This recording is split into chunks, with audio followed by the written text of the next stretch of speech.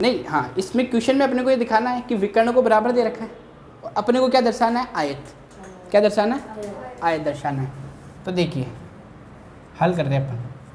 तो आज इससे कंप्लीट समझ में आ गई कि भाई एक आयत में विकर्ण बराबर होगा, क्यों होगा यह समझ में आ गई। लेकिन यानी ये विकर्ण बराबर हो तो जो आयत है, या आयत हो तो विकर्ण बराबर हो, ये चीज़ तो क्लियर है। चलो अपन को इस क्वेश्चन में दर्शाना है कि ये एक आयत है। तो आयत दर्शाने के लिए अपन क्या करेंगे, सबसे पहले तो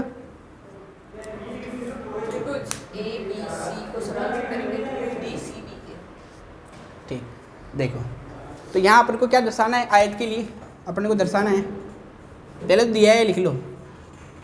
दिया है, देखो दिया है क्या, विकर्ण AC बराबर किसके है, BD के। ये दोनों विकर्ण एक दूसरे के, हाँ BD लिखा ना, ठीक। यानी AC जो है आपका, ये BD की क्या है, बराबर। ये तो अपने को दे रखा है क्वेश्चन में ऑलरेडी, अपने को ज्ञात करना है। क्या ज्ञात करना है, ABCD एक आयत है। अच्छा ABCD एक आयत है। अच्छा आयत के निशान नंगा पढ़िए अपन, मैं बताया था ना फर्स्ट में, एक तो आमने सामने की भुजा बराबर है, यानी एक तो अपन कर देंगे यहाँ पर AB बराबर, AB किसके बराबर कर दूंगा, एक तो CD के, एक तो ये करना है, और एक मुझे क्या करना है, क्या करना है, हाँ ABC को मुझे क्या करना है, 90 डिग्री दर्शाना है। क्लियर है।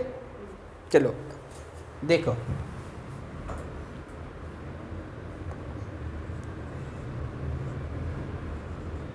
कोण ABC बराबर अपने को दर्शाना है 90 डिग्री। अच्छा ये दोनों चीज़ें मैं कर दूंगा, इसका मतलब ये क्या है, एक आयत है। ये क्वेश्चन मैं ऑलरेडी पहले भी आपको करा चुका हूँ। देखो तो यहाँ अपन त्रिभुज लेंगे, सबसे पहले तो ABC, त्रिभुज ABC। एक तो मैं त्रिभुज कौन सा ले रहा हूँ, ABC ले लिया। एक मैं त्रिभुज ले रहा हूँ BCD, वह त्रिभुज BCD, दोनों त्रिभुज ले चुके मैं। देखो इस त्रिभुज में और इस त्रिभुज में अपन कह सकते हैं ना, AC बराबर है BD, AC बराबर है BD के। क्यों दिया है एक तो। अच्छा एक इस वाले त्रिभुज में और इस वाले त्रिभुज में मैं BC बराबर BC लिख सकता हूँ, क्योंकि BC इस त्रिभुज में भी आ रही है और BC इस त्रिभुज में भी आ रही है। तो अपन लिखेंगे BC बराबर, क्यों, उभयनिष्ठ, उभयनिष्ठ भुजा। यहाँ तक कोई दिक्कत। अच्छा और अपन इसमें क्या बराबर कर सकते हैं, बताओ। कोण कर सकते हैं, कोण DAC। देखो अपन एक चीज़ इसमें और बराबर कर सकते हैं, AB बराबर DC। आप बताओ तो, हाँ कोण भी तो कर सकते हैं। कौन कौन से वाला, एकांत कोण, ये वाला कौन, हाँ बिल्कुल आप कोण भी कर सकते हो कि इस त्रिभुज इस, लेकिन क्योंकि यहाँ फिर वो ये वाले त्रिभुज हो जाएंगे, इज़ नॉट पॉसिबल। अपने को ये त्रिभुज और ये त्रिभुज लेना है, समझ में आ रहा है। तो इसमें अपन कहेंगे AB बराबर DC, AB बराबर DC। क्लियर। क्यों लिख रहा हूँ, क्योंकि ये कौन सा चतुर्भुज दे रखा है, और समांतर चतुर्भुज में अपन ने क्या पढ़ा है, आमने सामने की भुजाएं समांतर होती है और नहीं बराबर होती है। समांतर चतुर्भुज की आमने सामने की भुजाएं समांतर एवं बराबर होती है, इसलिए आप कहोगे समांतर चतुर्भुज की, समांतर चतुर्भुज की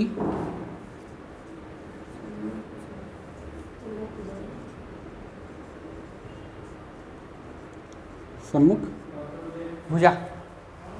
क्लियर। सम्मुख भुजा की लिख दी अपन ने। तो क्या अपन इन दोनों को अपन कह सकते हैं क्या, ये दोनों एक दूसरे के सर्वांग सम है। दोनों त्रिभुजों को सर्वांग सम कह सकता हो ना। त्रिभुज ABC सर्वांग सम है त्रिभुज कौन से के, BCD के। दोनों त्रिभुज सर्वांग सम है।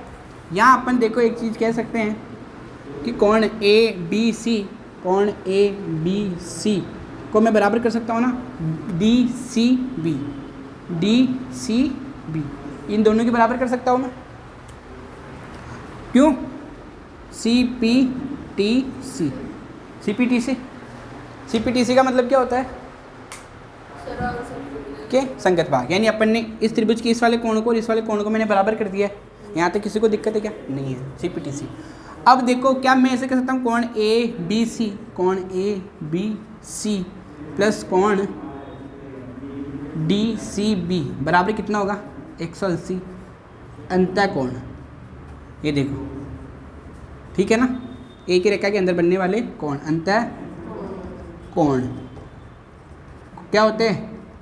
संपूरक होते हैं। संपूरक कोण किसे कहते हैं? आपने छोटी क्लास में पढ़ा होता है, एक तो होता है पूरक कोण और एक होता है संपूरक कोण। पूरक कोण वह कोण होते हैं, पूरक कोण, पूरक कोण अपन को उनको कहते हैं जैसे मान लो कोण ए प्लस कोण बी, दोनों का टोटल मान कितना आता है? कितना आ रहा है? 90 डिग्री आता है, उसे तो कहते हैं अपन पूरक कोण। समपूरक कोण उसे कहते हैं, वेरी गुड। कोण ए प्लस कोण बी बराबर कोण ए प्लस कोण बी बराबर, ऐसे कोणों को अपन कहते हैं समपूरक कोण। तो यहाँ पर ये जो दोनों कोण हैं अंतः कोण अंतर कोण बन रहे हैं, तो अंतः कोण क्या होते हैं? एक दूसरे के समपूरक होते हैं। दोनों कोण क्या होते हैं? समपूरक होते हैं, इसलिए मैंने बराबर कितना लिख दिया? 180 लिख दिया। अब मुझे एक चीज़ बताओ, क्या मैं इस ए बी सी की जगह डी सी भी लिख सकता हूँ? क्योंकि अपन ने ऊपर सिद्ध कर रखा है, बराबर कर रखा है। ए बी सी की जगह मैं क्या लिख रहा हूँ? डी सी बी प्लस कोण डी सी बी, दोनों कितने डिग्री का है? अपन तो सिर्फ एबीसी कर रहे हैं ना, कोई सा ही कर दो। अपन ने यहाँ कौन सा ले रखा है? इधर एबीसी ए बी सी ले रखा है, तो इसको भूल जाओ। आप एक काम करो, फिर एबीसी इसकी जगह फिर आपको इसको लिख लो, तो कोण ए बी सी प्लस इसकी जगह मैं क्या लिख सकता हूँ, क्योंकि इसके बराबर कर रखा है, प्लस कोण ए बी सी बराबर कितने? 180 डिग्री है दोनों। तो क्या हो जाएगा? 2 कोण ए बी सी बराबर 180 डिग्री। कोई दिक्कत? फिर देखो ये हो जाएगा कोण ए बी सी बराबर 180 बटा हुआ 2, कितना हो गया? कोण 90 हो गया। तो क्या अपन ने इसको 90 सिद्ध कर दिया? एक तो 90 सिद्ध कर दिया, और ऊपर अपन ने ये चीज़ अपन पहले अपन को दे रखी है क्वेश्चन में, सॉरी क्वेश्चन में दे नहीं रखी, अपन